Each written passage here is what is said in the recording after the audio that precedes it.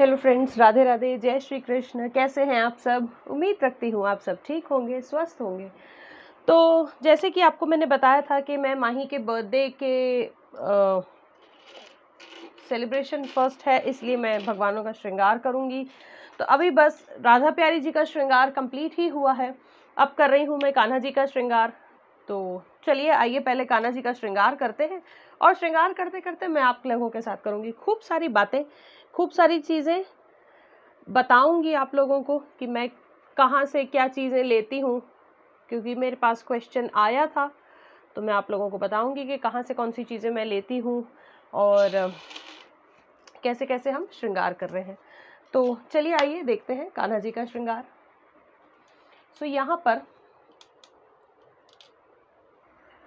यहाँ पर मैंने कान्हा जी को धोती और इनका जो कोटी है वो पहना दी है।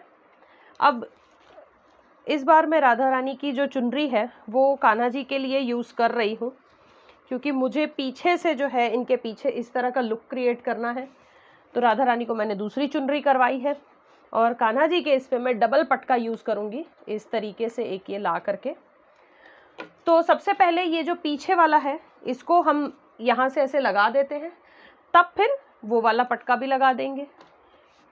तो इसको जो है, इस पटके को मैंने फोल्ड करके, इस तरीके से फोल्ड करके यहाँ पे पिन कर लिया है, और इसी पिन से बस मैं पीछे धोती के इधर पीछे अटैच कर दूंगी इसको।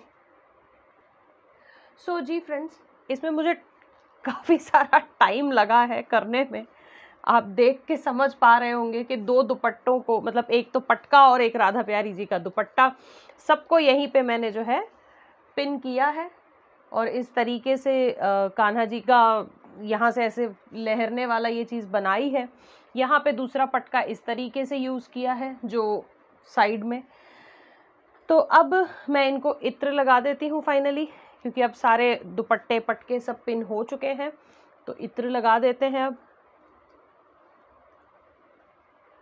सो इत्र वगैरह जो है ये तो जब मैं वृंदावन जाती हूँ या लोकल शॉप से भी मिल ही जाता है, लेकिन मोस्टली मथुरा वृंदावन से ही लेकर आती हूँ। वहाँ पे इत्र अच्छा मिलता है। यहाँ पे मैंने देखा है, लेकिन कई बार तो अच्छा मिल जाता है और कई बार ऐसा मिलता है कि मतलब मुझे यूज़ करने का मन भी नहीं करता। लेकिन ये वाला शायद मुझे लगता है कि जहाँ से मैंने, जिनसे राम दरबार लिए थे, ये वाला इत्र मैंने उनसे लिया था।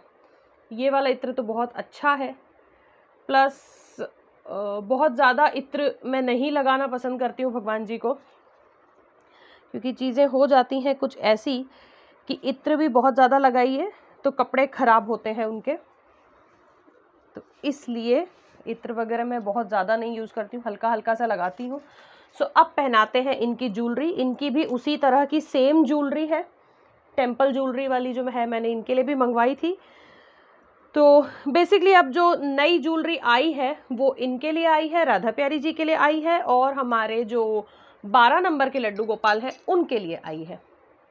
तो ये तीनों के लिए मेरे को ज्वेलरी नई मंगवानी थी वैसे भी, क्योंकि मैंने बहुत टाइम हो गया है, मैंने नहीं इन लोगों के लिए, भगवान जी लोग के लिए कुछ भी शॉपिंग नहीं की है। सदर तो जाने का हाल ही नहीं है, अभी भी बहुत बुरा हाल है सदर का। नहीं तो मैं ज्वेलरी वगैरह सब जो है सदर से लेकर आती हूँ, वहाँ अच्छी ज्वेलरी मिल जाती है और वैरायटी भी बहुत मिलती है।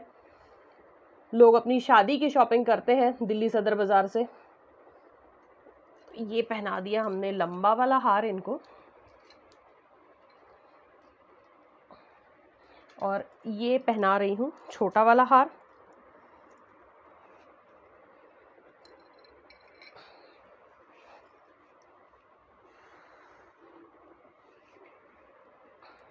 सो ये रूप जो है आपको कैसा लगा मुझे ज़रूर बताइएगा। इस तरह से ड्रेस जो मैंने पहनाया है, ये मैंने पहली बार पहनाया है। आप लोगों को ये कैसा लगा मेरे को ज़रूर बताइएगा, क्योंकि मैं बड़ी एक्साइटेड थी इस बार। मैंने सोचा हुआ था कि इसी तरीके से इनको मैं पहनाऊंगी।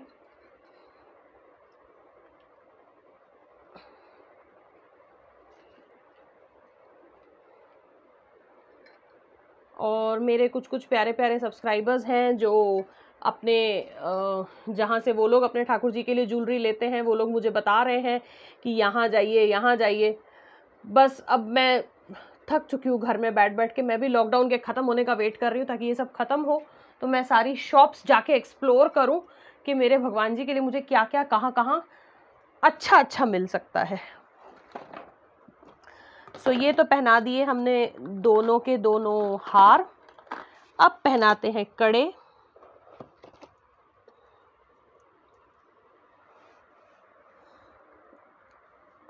तो इनको मैं इसी तरीके से जो रेड स्टोन वाले हैं यही कड़े पहना रही हूँ।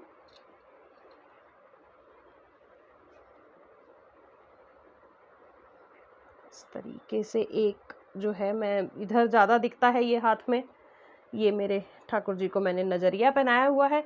इनको बहुत नज़र लगती है तो इसलिए मैंने राधा प्यारी जी को और इनको दोनों को नज़रिया पहना रखा है।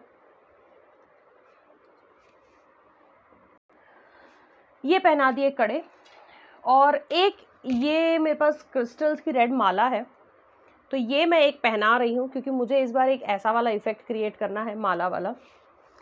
तो ये मैं एक पहना रही हूँ। अभी देखती हूँ कितना हो पाता है। सोचती तो बहुत कुछ हूँ, आइडियाज़ बहुत कुछ खोजती हूँ उनको तैयार करने के मेरे भगवान जी को, लेकिन कभी कभी कोई कोई चीज़ें ऐसी हो जाती हैं कि जो सोचा होता है वो नहीं होता और जो नहीं सोचा होता है ना वो सारा कुछ हो जाता है। सो ये मैंने पहना दी, ये एक रेड वाली क्रिस्टल की माला भी। सो ये मुझे जो है ऐसा वाला इनका ये बनाना था इस बार तो इसलिए मैंने ये पहनाई है।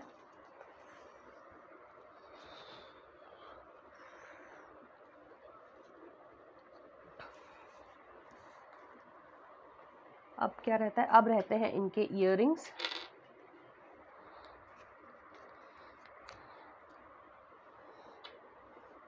तो इनके इयररिंग्स भी पहना देते हैं।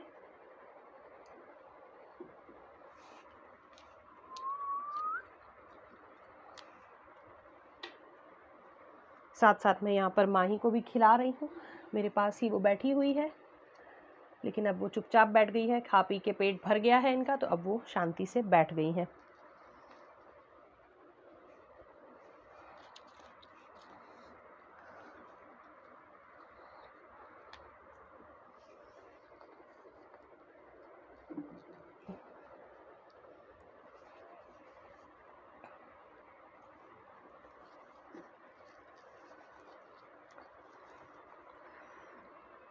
तो ये हो गया। अब पहनानी है हमको इनकी पगड़ी। सो जी फ्रेंड्स, ये मैंने पहना दी है इनकी पगड़ी। मुझे जैसी आती है वैसी मैंने पहनाई है क्योंकि पगड़ी बांधनी मुझे बहुत अच्छे से नहीं आती है, लेकिन फिर भी मैं अपने कान्हा जी के लिए कोशिश करती हूँ कि उनको मैं अच्छे से पगड़ी बांधूँ।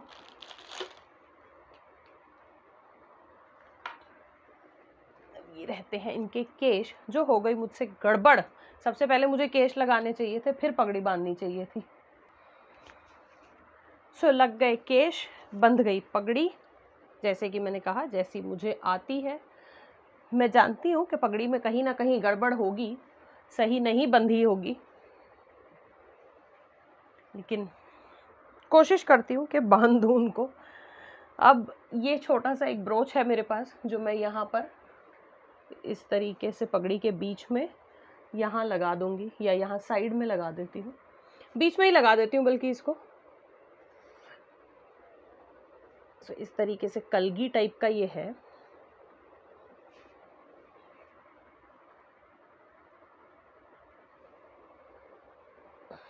इसको लगा दिया। अब फिर एक इस तरीके का है। सो इस बार मैंने दुपट्टा जानबूझ के बिल्कुल प्लेन जो है सिलेक्ट किया है, सो दैट मैं इनकी जो पगड़ी है उसको मैं बहुत अच्छे से और हेवी तरीके से थोड़ा सा सजा सकूं।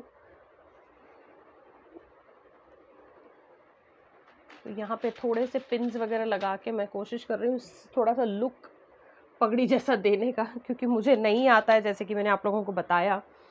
सो इसमें मैं इस तरीके से जो है ये पगड़ी को पगड़ी पर इस तरीके से इसको मैं यहाँ पे बांधूंगी।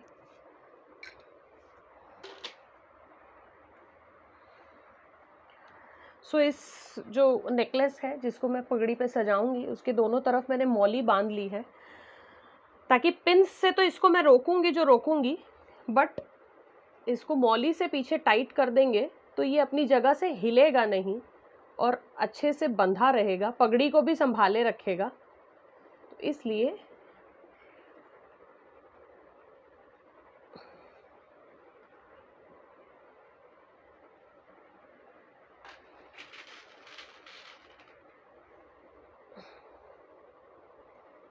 प्लस अब ये तो हमने सजा दिया, अच्छे से सजा दिया, सुंदर भी लग रहा है। अब मेरे पास है कुछ इस तरह की अटैचमेंट्स यहाँ पे लगाने के लिए, मैं आप लोगों को दिखाती हूँ। जो जरी की अटैचमेंट्स होती हैं इस तरह की, ये भी कुछ कुछ जो है मैं लगाऊंगी।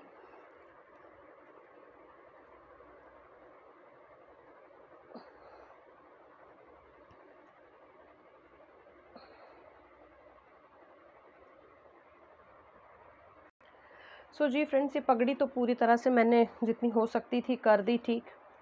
अटैचमेंट्स अब मैं लगा रही हूँ,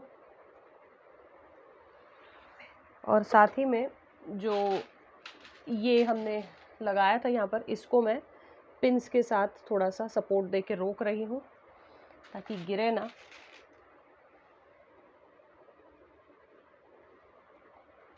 तो इस तरह की कुछ और अटैचमेंट्स हैं जो लगा रही हूँ पगड़ी पर सजाने के लिए।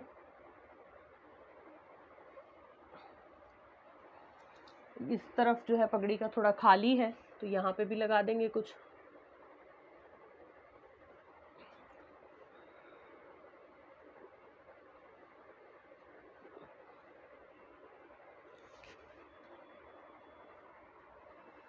और मेरे पास छोटे छोटे से स्टोन्स हैं,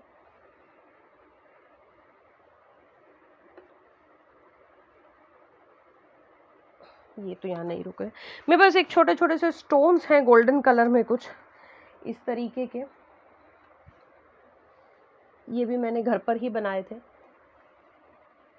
इनको मैं इस तरीके से जो है लगा देती हूँ थोड़ा सा, ताकि पगड़ी हमारी थोड़ी सी अच्छे से डेकोरेटेड दिखे।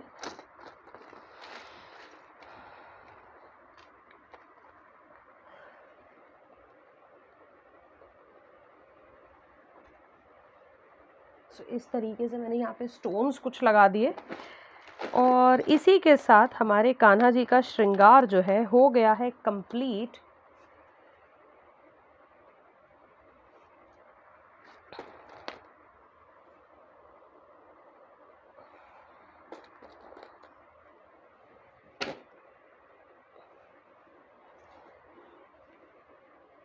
हालांकि लगाने तो थे मुझे दूसरे अटैचमेंट्स जो मैं लेकर आई थी खास इस तरह के, ये वाले जरी वाले, बट ये नहीं लग पा रहे हैं इसमें। चलिए कोई बात नहीं, नेक्स्ट टाइम लगाऊंगी, कहीं और यूज़ करूंगी इन्हें मैं। तो फिलहाल तो हमारे कान्हा जी का श्रृंगार हो चुका है कंप्लीट। आपको इनका श्रृंगार कैसा लगा मुझे कमेंट करके ज़रूर बताइएगा। मंदिर में विराजमान करने के बाद मैं इनके फाइनल लुक के जो दर्शन हैं वो आप लोगों के साथ ज़रूर शेयर करूंगी। तब तक के लिए मैं आपसे लेती हूँ विदा। अगले वीडियो में जल्दी मिलूंगी। राधे राधे।